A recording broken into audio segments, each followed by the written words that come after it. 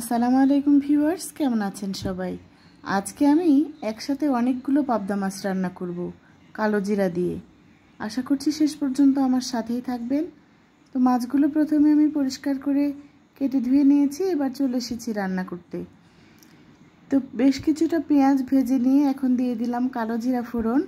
আর কালো জিরা ফোড়ন দিয়ে পাবদা মাছটা রান্না করলে খেতে কিন্তু অনেক ভালো লাগে। এখন দিয়ে দিব বাকি মশলা। প্রথমেই দিয়ে দিলাম লবণ, এবার দিয়ে দেব হলুদের গুঁড়া, তারপরে দিয়ে দেব মরিচের গুঁড়া, তারপরে দিয়ে দেব বাটা মশলা, পেঁয়াজ রসুন আর আদা জিরা বাটা। আর সাথে আমি জিরার গুঁড়াও ব্যবহার করব এখানে। কালো জিরা ফোড়ন দিয়ে পাবদা মাছ রান্না করলে পাবদা মাছের যে ঝোলটা হয়, ঝোলে যে একটা স্মেল হয়, এটা কিন্তু অসাধারণ হয় খেতে। তো আপনারা কে কে এরকম করে পাবদা মাছ কালো জিরা দিয়ে রান্না করেছেন অবশ্যই আমাকে কমেন্টে জানাবেন। আমার কাছে কিন্তু অনেক ভালো লাগে, ভাবলাম আপনাদের সাথে ভিডিওটা শেয়ার করি। যেসব ভাই বোনেরা আজকে প্রথম আমার চ্যানেলটি ভিজিট করছেন তাদের কাছে রিকোয়েস্ট রইল, আমার এই পাবদা মাছের রেসিপি যদি আপনাদের কাছে সামান্যতমও ভালো লাগে প্লিজ আপনারা আমার চ্যানেলটি সাবস্ক্রাইব করবেন, লাইক কমেন্ট শেয়ার করে দেবেন। আর আপনাদের সাপোর্ট ভালোবাসা পেলেই আমি সামনের দিনে এগিয়ে যেতে পারবো ইনশাআল্লাহ। তো সব মশলা দিয়ে ভালোভাবে মশলাটা কষিয়ে নিতে হবে, যাতে মশলাতে কোনো প্রকারের গন্ধ না হয়। কারণ এখানে মশলাটা ভালোভাবে কষিয়ে নিয়ে পানি দিয়ে দেব, আর পানির ভেতরেই মাছগুলো দিয়ে দিতে হবে। আর পাবদা মাছ রান্না করতে কিন্তু খুব একটা বেশি সময় লাগে না। আর আজকে কিন্তু আমি একসাথে অনেকগুলো পাবদা মাছ রান্না করছি অনেক দিন পরে।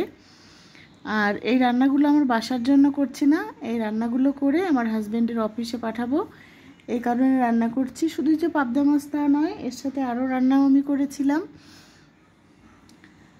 তো এখন ভালোভাবে মশলাটা কষিয়ে নিয়ে পরিমাণ মতো পানি দিয়েছি। পানিতে যখন বলক চলে এসেছে এখন মাছগুলো দিয়ে দেব। প্রথমে আমি পাবদা মাছগুলো ভাজতে চেয়েছিলাম, এ কারণে কয়েকটা পাবদা মাছ আমি ভেজেও ছিলাম, কিন্তু ভাজতে গিয়ে যেটা হলো পাবদা মাছগুলো কেন জানি ভেঙে যাচ্ছিল। অন্যদিনও আমি পাবদা মাছ ভেজে রান্না করি, কিন্তু আজকে কেন জানি ভেঙে যাচ্ছিল, তাই সবগুলো পাবদা মাছ আর আমি ভাজলাম না। তো কিছুটা পাবদা মাছ ভেজেছিলাম আর বাকিগুলো কাঁচাই এরকম করে ঝোলের ভিতরে দিয়ে দিলাম।